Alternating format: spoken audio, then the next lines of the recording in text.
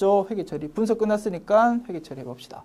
자, 요거에 그러면 문제 바꿨으면 답도 고쳐야 되겠다. 그죠? 그러면 취득한 게 토지가 아니고 건물.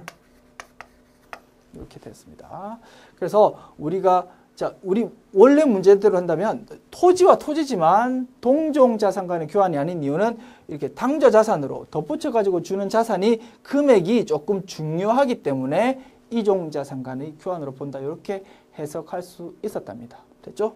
그러나 이건 논란이 아직 있으니까 그냥 건물, 우리가 얻은 건 건물, 준 거는 토지. 이렇게 문제 풀자고. 그래서 토지가 1억 2천 나갔고 당좌 예금 4천만 원 나갔지만 즉 수표를 끊어줬다면 뭘로? 당좌 예금의 대변으로 기록한다. 그죠? 그래서 이렇게 당좌 예금 4천만 원 나갔지만 뭘로? 유형자산 처분이익 4천만 원을 덧붙여가지고 기록해 줘야 된다고.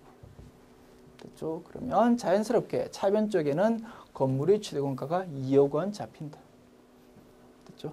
그리고 이제 다시 출제된다면 이렇게 너무나 해석 여지가 많게 이렇게 문제 출제되지는 않을 겁니다. 조금 더 문제 풀기 편하게 깔끔하게 아마 정보가 제공될 것이니까 너무 스트레스 받지 말고. 그러나 풀 수는 있겠죠. 그죠? 우리가 알고 있는 로직대로. 됐죠? 그래서 조금 다소 까다로운 문제였지만 분석해 보았습니다.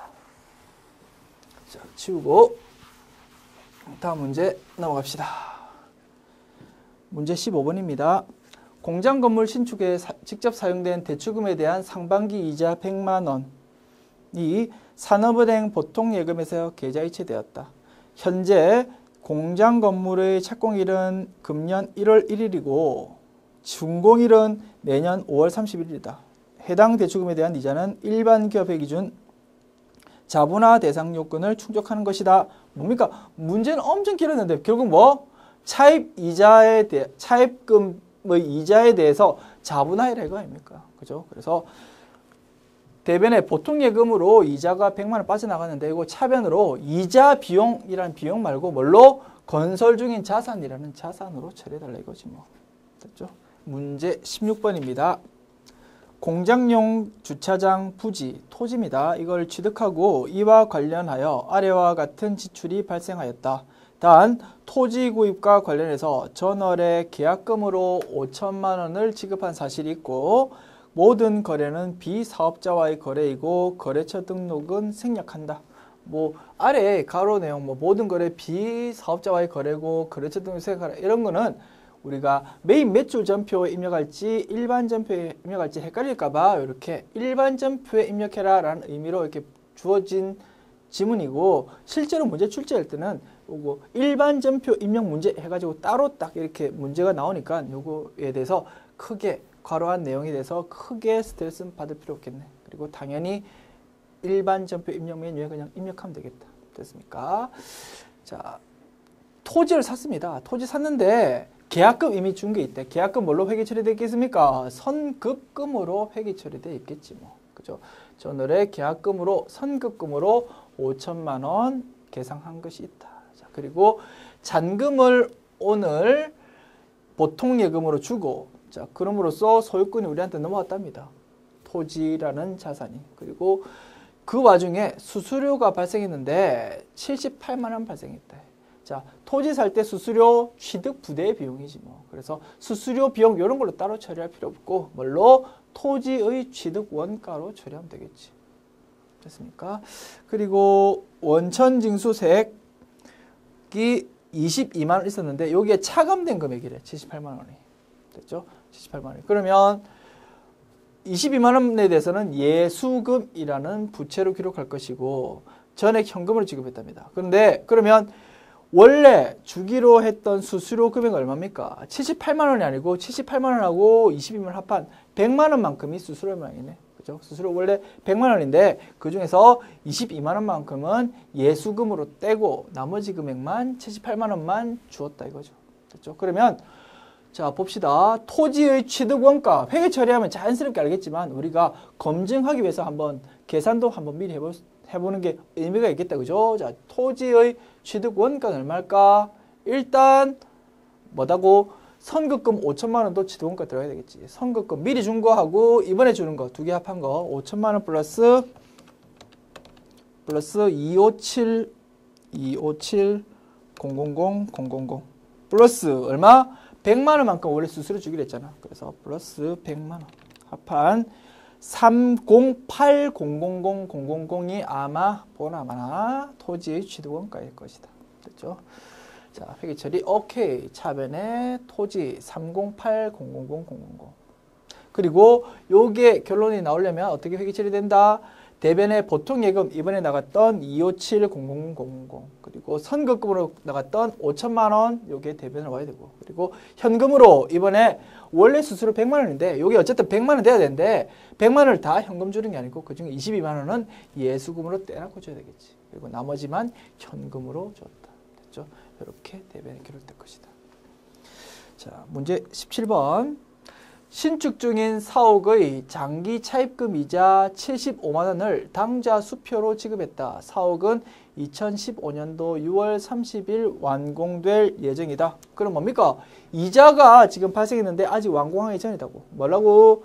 차입금의 이자인데 자본화 대상이다 이거죠. 그런데 이거에 대해서 원래 원칙은 뭐라고 했습니까? 이자가 발생하면 아직 완공정이라 하더라도 이자 비용을 하는 게 원칙이라고 했습니다. 그러나 우리가 일반 기업회 기준의 요건을 충족하고 그리고 이게 완공 전까지 이자라면 우리가 취득 원가로 처리할 수도 있더라 이거죠. 그런데 아무런 언급 없으니까 둘 다 답이 됐다 이겁니다. 됐죠? 그래서 답은 당좌 예금으로 어쨌든 75만 원만큼 이자 나갔죠. 대변의 당좌 예금, 당좌 수표로 지급했다. 우리가 당좌 수표 끌어주면 대변의 당좌 예금으로 기록합니다. 그죠?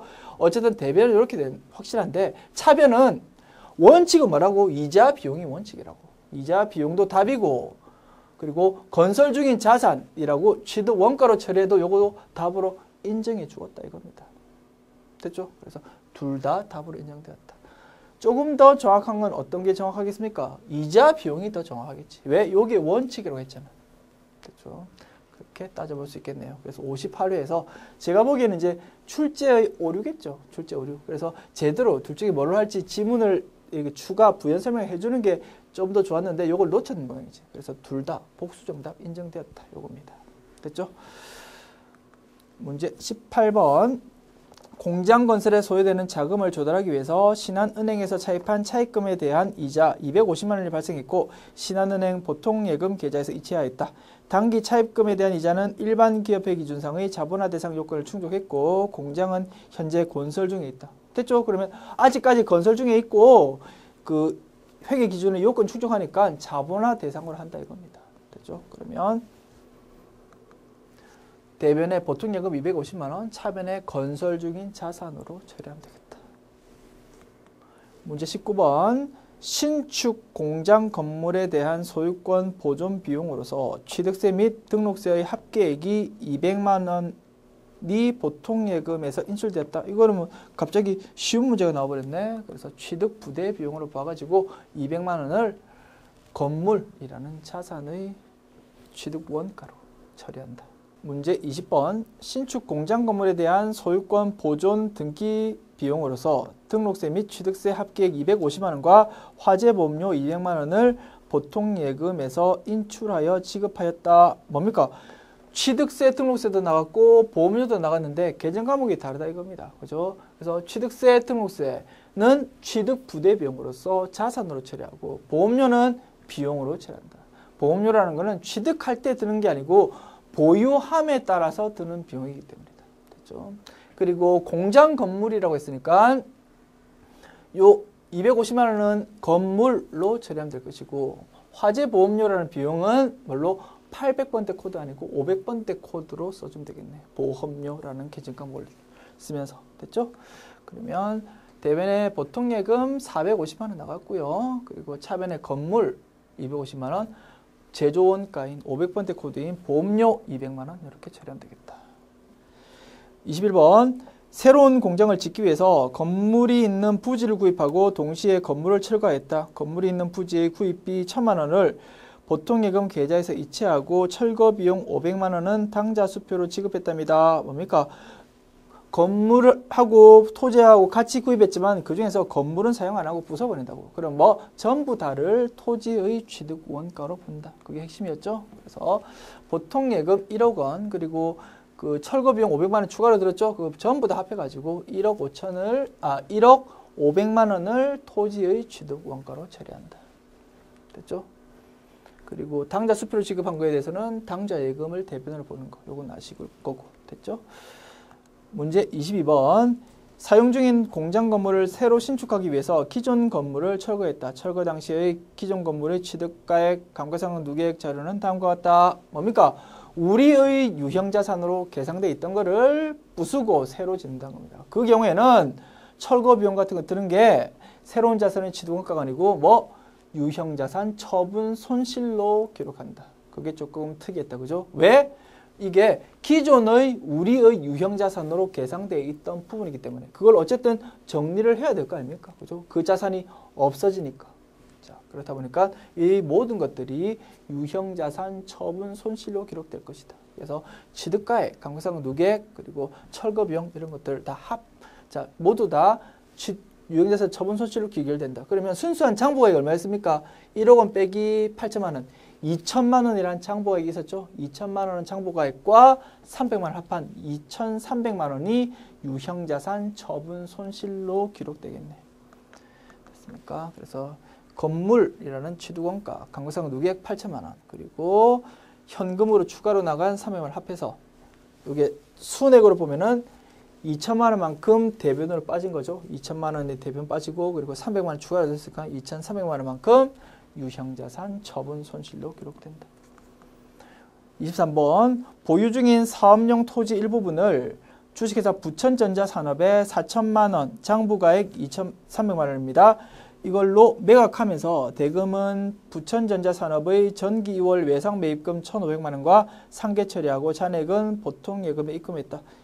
자, 마치 복잡한 분계가 있습니다만 별거 아니다. 그죠? 우리가 가지고 있던 토지를 팔았답니다. 얼마에? 4천만 원에. 장부액은 2,300만 원인데. 그러면 유형자산 처분 이익 1,700만 원 나오겠네.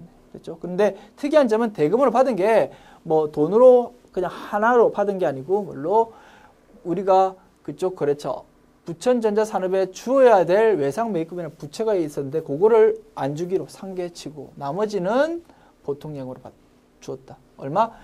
4천만 원을 팔았는데 1,500만 원은 이걸로 상계하고 나머지 2,500만 원은 보통예금으로 주었겠지.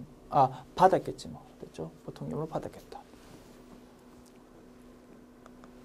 그러면 토지 2,300만 원, 그리고 보통예금으로 2,500만 원, 외상매입금 부채의 감소로 1,500만 원, 그리고 유형자산 처분이익은 1,700만 원으로 기록되겠다. 문제 24번. 1월 18일에 구입했던 영업부용 승용차를 등록하면서 취득세 및 등록세 52만 원, 번호 보조판 구입비 11,000원, 인지대 2,000원 및 공채대금 32만 원을 현금으로 지급했답니다. 자, 매입 공채는 단기간 내에 처분할 목적으로 일시 보유하고 있답니다. 일반적으로 시험이 나오는 거는 이렇게 문제가 나오거든요. 뭐냐면 이렇게 공채를 우리가 법에 따라서 울며 겨자 먹기로 억지로 사는데 우리가 시가보다 비싸게 사는 거지. 그러면 그 비싸게 준 차액 부분만큼은 요 승용차라는 유형자산의 취득 원가로 처리한다. 그게 일반적인 회계처리인데 요거는 조금 오래됐죠. 20일에. 요때는 아직까지 그런 문제가 정형화되지 않았나 봅니다. 요때는 어떻게 처리됐습니까? 어떻게 문제가 출제되냐면 이렇게 잡다한 취득 부대 비용들이 들었고 그 와중에 공채도 32만 원 주고 샀다. 요게 시가보다 비싼지 안 비싼지 그런 언급이 전혀 없더란 겁니다. 그러면 이렇게 풀어야 되겠지. 일단 현금은 나갔는데 어떻게 구성되어 있냐면 일단 차량 운반고의 취득원가는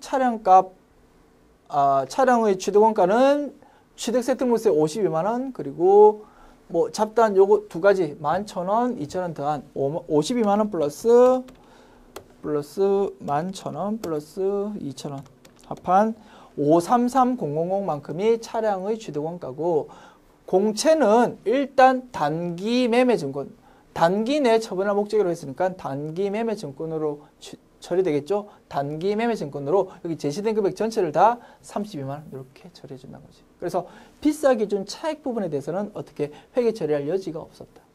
됐죠? 앞으로는 이런 형태로 출제되기 힘들어 보이네요. 별로 좋지 않은 문제니까. 됐죠? 그래서 어쨌든 요 문제에 충실한다면 이렇게 회계 처리할 수밖에 없을 것이다. 됐죠? 문제 25번.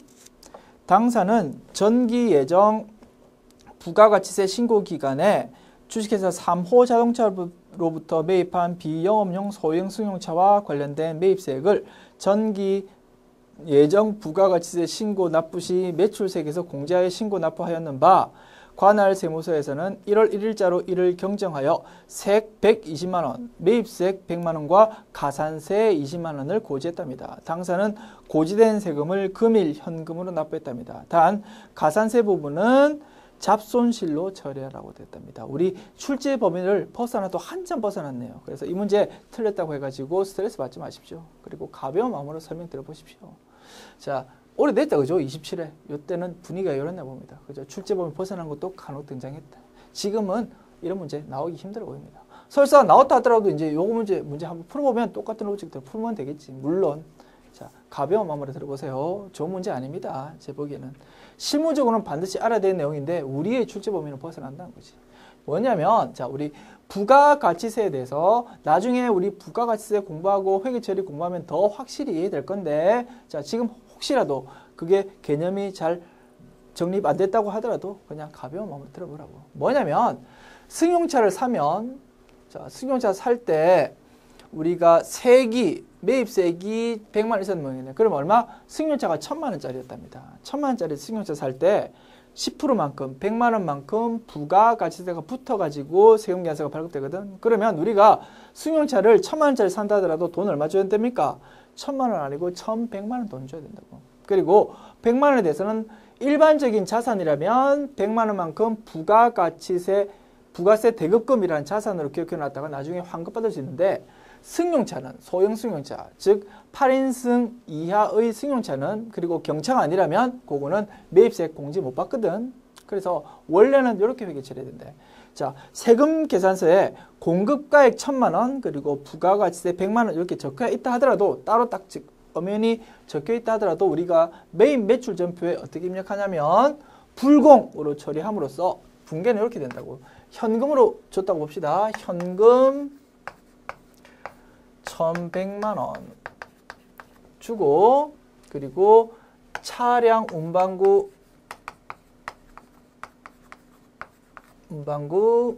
1100만 원 이렇게 그냥 전부 다 1100만 원 전체를 해당 자산으로 이렇게 처리하는 게 원칙이라고. 근데 우리가 실수로 이렇게 했나 봐. 어떻게 했냐면 현금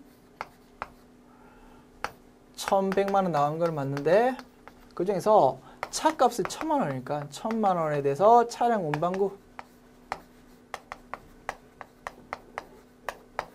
그리고 100만 원은 나중에 매입세 공제 환급받을 수 있는 줄 알고 부가세 대급금이라는 자산으로 처리해 놓았다가 이 부분에 대해서 나중에 부가세 신고할 때 부가세 대급금을 이제 정리해야 되지 않습니까? 이 자산을 없애면서 100만 원 부가세 대급금 없애면서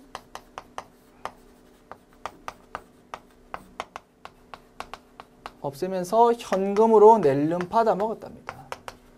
환급 받아 먹은 거지 뭐. 이렇게 회계 처리했다. 이렇게 했는데 나중에 세무서에서 보니까 이거 원래 공제 못 받아 먹는 건데 부가가치세 공제 못 받아 먹는데 왜? 소형 승용차니까. 승용차의 경우에는 이게 악용할 여지가 많기 때문에 회사 사장님들이 악용할 여지가 많기 때문에 일제히 매입세 공제를 안 해주기로 지금 세법에서 정해져 있거든. 그래서 그 부분 부가가치세법 공부할 때 배울 거라고. 지금은 그냥 가벼운 마음으로 들으면 된다고. 그래서 원래는 공제 못 받아야 되는데 이렇게 우리가 회사 마음대로 공제를 낼름 받아 먹었으니까 지금 토해내라 이렇게 다시 이렇게 고지서가 날라왔다는 겁니다. 우리 회사에. 근데 낼름 요것만 다시 토해내면 되는 게 아니고 우리가 법을 어겼잖아. 법 어기면 가산세도 내세요. 가산세 붙어가지고 우리가 낼름 받아먹은 건 100만 원밖에 없지만 20만 원 덧붙여가지고 120만 원 지금 내야 되는 상황이다 이거지. 됐습니까? 그러면 어떻게 해야 되냐면 원래는 차량 운반구로 1100만 원 이렇게 해야 되는데 우리가 부가세 대급금으로 100만 원만큼 기록해가지고 이렇게 낼름 받아먹었으니까 요거를 다시 정정해야 되겠다는 겁니다. 그래서 지금 돈이 나가는 거는 120만 원이죠. 그중에서 100만 원에 대해서는 차량 운반구로 처리할 것이고 나머지 20만 원은 뭔가 비용으로 처리해야 될 것인데 뭘로? 잡손실로 처리해 달라고 했던 거지. 됐죠? 그러면 자 길게 분석을 해봤는데 이제 결론 났다는 겁니다. 이렇게 회계 처리하면 되겠다. 여기 제가 굳이 칠판에 적을 필요 없는데 그죠? 괜히 지웠네. 자 그냥 이걸로 바로 봅시다. 어떻게? 대변에 현금 120만 원 나갔고 차변에 100만 원만큼은 차량 운반고로 처리하고 그리고 잡손실로 20만 원 처리하면 되겠다. 그렇죠? 결론은 이렇게 나왔다. 그래서 이거는 사실은 부가가치세 대급금에 대해서 회계 처리가 어떻게 되는지 특히 불공에 대해서 개념을 알아야지만 풀 수 있는 문제인데 조금 어렵다 그죠? 그리고 그러나 우리가 전산회계에서 불공이라는 개념을 매입 매출전표를 공부했으니까 사실은 뭐 이해는 아마 할 수 있을 겁니다. 그러나 앞으로 이런 똑같은 문제가 출제되기는 어려워 보인다. 제 개인적으로는 출제 범위를 벗어나도 단단히 벗어났다라는 겁니다. 실무적으로는 조금 중요한 내용이고 알아야 되는 내용일 수 있겠다. 됐죠? 저 정도 정리하고 다음 문제로 넘어갑시다. 문제 26번 봅시다. 전년도 말로 내용연수가 경과하여 운행이 불가능한 승용차 취득가액이 850만 원이고 감가상각 누계액이 8499000원이래. 요거를 폐차 대행업체를 통해서 폐차시키고 당해 폐차 대행업체로부터 고철비 명목으로 10,000원을 현금을 받았답니다. 부가가치세는 고려하지 마라. 자, 폐차했다 하더라도 우리가 가지고 있는 유형자산 처분한 걸로 봅니다. 그래서 유형자산 처분이익 또는 처분 손실이 체감되는 거지. 다만 생소하겠죠. 이게 왜 이러냐. 내용연수가 경과하면 잔존가치만큼 장부가액이 남아있겠지. 그런데 우리가 세법에서는 잔존가치를 0으로 해가지고 우리가 보통 계산을 하거든요. 그러다 보니까 잔존가치가 0이니까 잔액이 하나도 없지. 0으로 나와야 돼. 그런데 0으로 장부에 딱 적혀버리면 이 자산이 있는지 없는지 판단이 안 되니까 이 자산이 있기는 있는데 감가상각이 완료돼 가지고 내용연수가 끝났다라고 우리가 나타내기 위해서 1,000원만큼만 남겨둔다고. 그래서 그런 히스토리 때문에 850만 원 취득원가인데 감가상각 누계액이 850만 원 전부 다 기록하지 않고 1,000원만큼 남겨두기 위해서 8499000원만큼만 딱 기록해 놓았다고. 됐죠? 그래서 이렇게 현재 되어 있는 상태에서 즉 1,000원이라는 장부 금액이 있는 상황에서 요거를 얼마 주고 팔았다고? 10,000원 주고 판 걸로 보는 거지. 그러면 유형자산 처분 이익이 9,000원 나오겠지 뭐.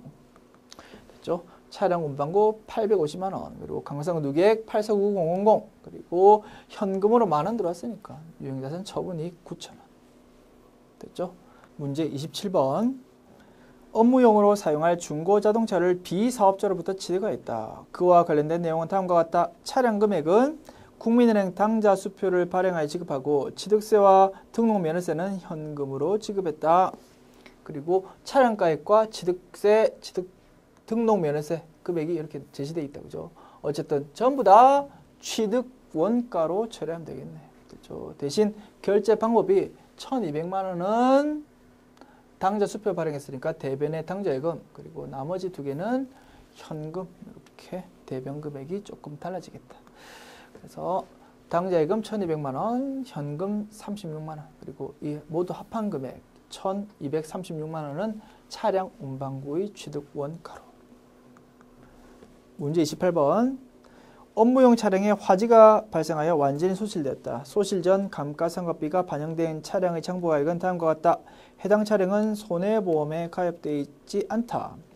취득원가와 그 손해보기 전까지의 감가상각 누계액이 제시되어 있다. 그러면 요거를 없애주고, 그죠? 그러면 장부가액이 얼마였습니까? 2천만 원 빼기 200만 원, 1,800만 원짜리 차량 운반구가 날아가 버렸다는 겁니다. 그래서 유형자산 처분 손실 뭐 이런 걸로 처리하면 되겠는데, 이거 특이하게도 뭐 화재가 발생했다 이거죠. 그러면 뭐 유형자산 처분 손실이 아니고 재해 손실이라는 개정 과목을 쓰면 되겠죠.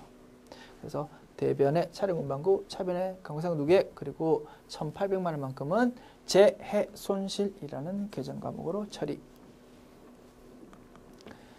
29번. 업무용 차량 구입 시 법령에 의하여 액면가액 100만 원의 공채를 액면가액에 현금으로 매입하였다. 단 공채의 매입 당시 공정가액은 75만 원으로 평가되며 단기 매매 증권으로 분류한다. 이런 게 이제 51의 문제인데 조금 근래의 문제인데 이런 게 일반적인 형태의 출제겠죠. 뭐라고? 단기 매매 증권으로는 75만 원만 딱 기록하고 덧붙여서 좀 비싸게 줬던 25만 원에 대해서는 뭘로? 차량에 대한 구입에 따른 취득 부대 비용으로 보아서 차량 운반구로 처리한다. 그렇죠? 그래서 현금 100만 원, 차변에는 단기 매매 증권으로는 75만 원만, 25만 원은 차량 운반구로 처리하는 문제. 이런 문제가 조금 깔끔한 문제가 되겠다.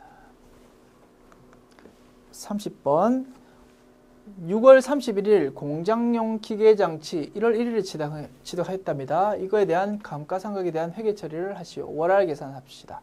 매각에 대한 회계 처리는 하지 말고, 그러면 일단 1월 1일에 취득했다가 6월 31일에 팔았대. 근데 파는 분개는 하지 말고 감가상각비 분개만 하지. 그러면 그냥 감가상각비 하는데 6개월치만 하면 되는 거지 뭐. 됐죠? 취득원가 1,000만 원, 정액법이고 5년 내용연수, 잔존고액 없다. 그러면 1,000만 원 나누기 5, 그러면 1년에 200만 원치 감가상각비 되는데 그 중에서 6개월만 해야 되니까 12분의 6 곱하면 100만 원이겠네. 됐죠?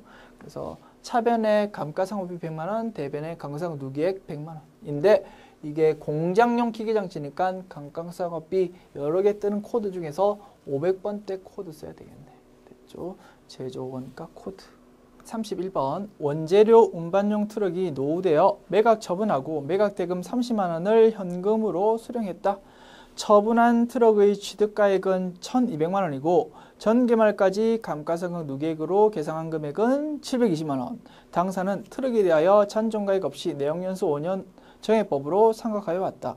처분 시까지 당기분 감가상각 분계는 적정하게 처리되었다고 가정하고 처분 시 분계만 처리하며 부가가치세는 고려하지 아니한다.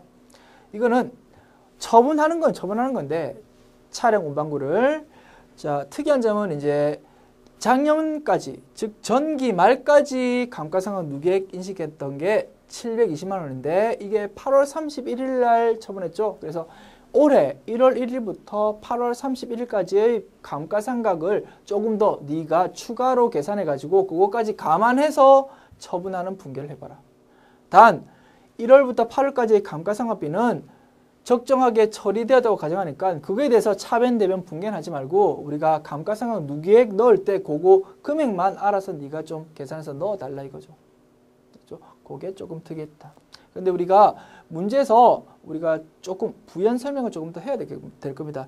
25회 오래된 문제인데 조금 불완전한 문제였네요. 자, 좀 정확하게 헷갈리지 않게 하려면 여기다가 단기의 감가상각 분계, 즉 1월 1일부터 8월 31일까지의 분계는 뭘로?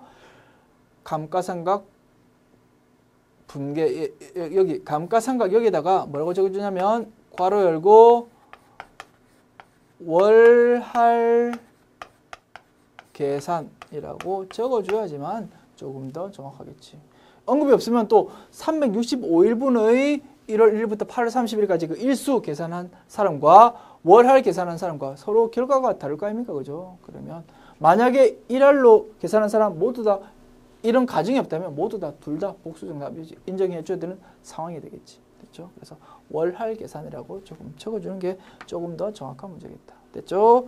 자, 그러면 올해 1월 1일부터 8월 31일까지의 감가상각비를 계산해 봅시다. 자, 얼마? 1,200만 원 마이너스 잔존금액 없고 곱하기 5분의 1. 1년에 얼마? 1,200만 원 나누기 5. 240만 원 나오겠다. 그죠? 1년에 240만 원씩 감가상각비 인식할 건데 그게 1년치인데 지금은 월할 계산해가지고 12개월분의 8개월치 이렇게 계산해야 되겠지. 얼마입니까? 1,200만 원 나누기 5는 곱하기 8 나누기 12는 160만 원 나오겠죠. 그죠? 그리고 전기말까지의 감가상각 누계액이 720만 원이니까 더해보면은 880만 원만큼이 감가상각 누계액이 될 것이다. 처분 당시에. 그러면 취득 원가가 1,200만 원이고 감가상각 누계액이 880만 원이면 320만 원만큼이 아마 장부 금액일 것이다. 그러면 320만 원짜리를 얼마 주고 팔았다고? 30만 원 주고 팔았다고. 30만 원 주고 팔았고 됐죠? 30만 원만큼. 그러면 뭐 추가 수수료 같은 건 없으니까 요거 두 개 차이만큼이 유형자산 처분 손실 되겠지. 얼마? 290만 원만큼 유형자산 처분 손실 되겠네. 됐죠? 분석 끝났으면 회계 처리 봅시다. 됐죠? 차량 운반구 대변에 1,200만 원. 감가상각 누계액 880만 원. 그리고 현금 30만 원 들어왔으니까 유형자산 처분 손실 290만 원. 됐죠? 32번. 생산부 직원용 기숙사 제공을 위해서 원룸 두 채에 대하여 임대차 계약을 맺고 이와 관련한 보증금을 당사 우리은행 당좌예금 계좌에서 전액 지급하였다.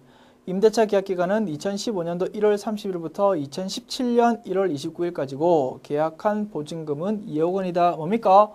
임차 보증금에 대한 설명이네. 그죠? 그래서 임대차 계약 맺어가지고 보증금으로 줬단 거지. 뭘로?